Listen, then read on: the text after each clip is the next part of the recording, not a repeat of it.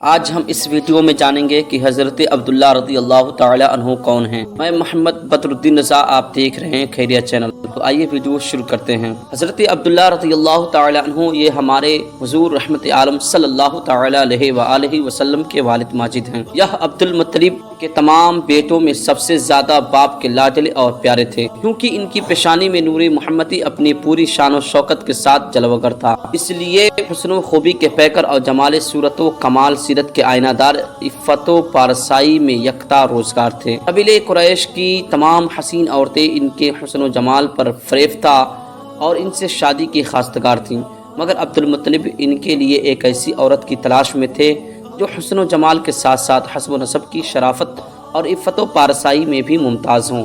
عجیب اتفاق ہے، ایک دن عبداللہ شکار کے لیے جنگل میں تشریف لے گئے۔ ملک شام کے یہودی چند علامتوں سے پہچان گئے تھے کہ نبی آخر الزمان کے والد ماجد ہی ہیں۔ چنانچہ ان یہودیوں نے حضرت عبداللہ کو بارہا قتل کر ڈالنے کی کوشش کی۔ اس مرتبہ بھی یہودیوں کی ایک بہت بڑی جماعت مسلح ہو کر اس نیت سے جنگل میں گئی کہ عبداللہ کو تنہائی میں دھوکہ سے قتل کر دیا جائے، مگر اللہ تعالیٰ کی حفاظت نے اس مرتبہ بھی اپنے فضل و کرم سے بچا لیا۔ عالم غیب سے چند ایسے سوار ناگواں نمودار ہوئے جو اس دنیا کے لوگوں سے کوئی مشابہت ہی نہیں رکھتے تھے۔ ان سواروں نے آ کر یہودیوں کو مار بھگایا اور عبداللہ کو بحفاظت ان کے مکان تک پہنچا دیا۔ وہب بن مناف بھی اس دن جنگل میں تھے اور انہوں نے اپنی آنکھوں سے یہ سب کچھ دیکھا، اس لیے ان کو عبداللہ سے بے انتہا محبت و عقیدت پیدا ہو گئی اور گھر آ کر یہ عزم کر لیا کہ میں اپنی نوری نظر آمینہ کی شادی عبداللہ ہی سے کروں گا۔ چنانچہ اپنی اس دلی تمنا کو اپنے چند دوستوں کے ذریعے انہوں نے عبد المطلب تک پہنچا دیا۔ خدا کی شان کی عبد المطلب اپنی نوری نظر عبداللہ کے لیے جیسی دلہن کی تلاش میں تھے، وہ ساری خوبیاں حضرت آمینہ بنت وہب میں موجود تھیں۔ عبد المطلب نے اس رشتے کو خوشی خوشی منظور کر لیا۔ چنانچہ 24 سال کی عمر میں حضرت عبداللہ کا حضرت بی بی آمینہ سے نکاح ہو گیا اور نور محمدی حضرت عبداللہ سے منتقل ہو کر حضرت بی بی آمینہ کے شکم اطہر میں جلوہ گر ہو گیا۔ اور جب حمل شریف کو 2 مہینے پورے ہو گئے تو عبد المطلب نے حضرت عبداللہ کو کھجوریں لینے کے لیے مدینہ بھیجا یا تجارت کے لیے ملک شام روانہ کیا۔ وہاں سے واپس لوٹتے ہوئے مدینہ میں اپنے والد کے ننھیال بنو عدی بن نجار میں 1 ماہ بیمار رہ کر 25 برس کی عمر میں وفات پا گئے اور وہیں دار نابغہ میں مدفون ہوئے۔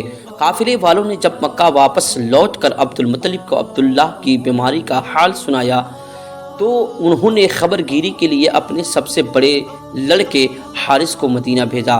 ان کے مدینہ پہنچنے سے قبل ہی حضرت عبداللہ راہی ملک بقا ہو چکے تھے۔ حارث نے مکہ واپس ہو کر جب وفات کی خبر سنائی تو سارا گھر ماتم کدہ بن گیا اور بنو ہاشم کے ہر گھر میں ماتم برپا ہو گیا۔ خود حضرت آمینہ نے اپنے مرحوم شوہر کا ایسا پردرد مرثیہ کہا کہ جس کو سن کر آج بھی دل درد سے بھر جاتا ہے۔ ایک روایت ہے کہ حضرت عبداللہ کی وفات پر فرشتوں نے غمگین ہو کر بڑی حسرت کے ساتھ یہ کہا کہ الہی تیرا نبی یتیم ہو گیا۔ اللہ تبارک و تعالی نے فرمایا کیا ہوا، میں اس کا حامی و حافظ ہوں۔ حضرت عبداللہ کا ترکہ ایک لونڈی ایمن جن کا نام برکہ تھا، کچھ اونٹ اور کچھ بکریاں تھیں، یہ سب ترکہ حضور رحمت عالم صلی اللہ تعالی علیہ وآلہ وسلم کو ملا۔